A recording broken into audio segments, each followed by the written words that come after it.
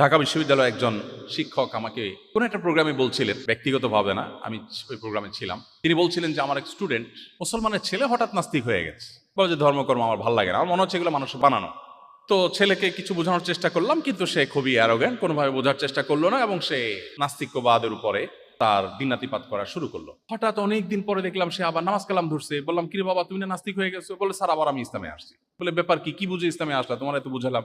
তখন এখনো তিনি ঢাকা ইউনিভার্সিটির টিচার আছেন। তখন তিনি বললেন যে আমাকে ও বলল, ওই ছেলেটা বলল, স্যার সত্যি বলতে কি আমার কাছে সবই অহেতুক এবং মিছে মনে হয়েছে, কিন্তু নাস্তিক্যবাদে যাওয়ার পর আমি জীবনের কোনো মানে খুঁজে পাচ্ছিলাম না। আমি কেন বেঁচে আছি?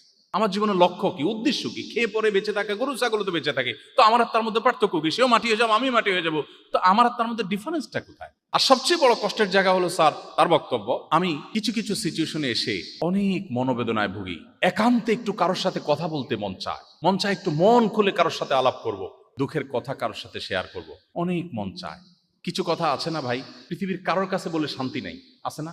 বইয়ের কাছে বলেও শান্তি লাগে না, বাপমার কাছেও না, বন্ধু বান্ধবের কাছেও না। এরকম কিছু সিচুয়েশন আসলে মানুষের জীবনে মনে দুঃখ কষ্ট, একান্ত একটু কথা বলতে চায়। তো সে যুবক বলল, স্যার আমি সেই মানুষটাকে বা সেই সত্তাটাকে খুঁজছিলাম, তার কাছে একটু মন খুলে কথা বলবো, বাট আমি যখন নাস্তিক হয়ে গেলাম আমি কোনো অবলম্বন পাচ্ছিলাম না, কাকে বলবো?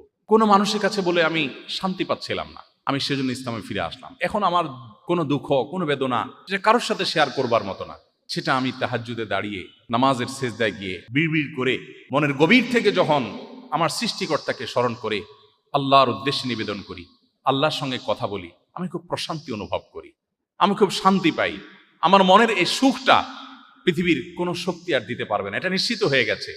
সেজন্য আমি ইসলামে ফিরে এসেছি।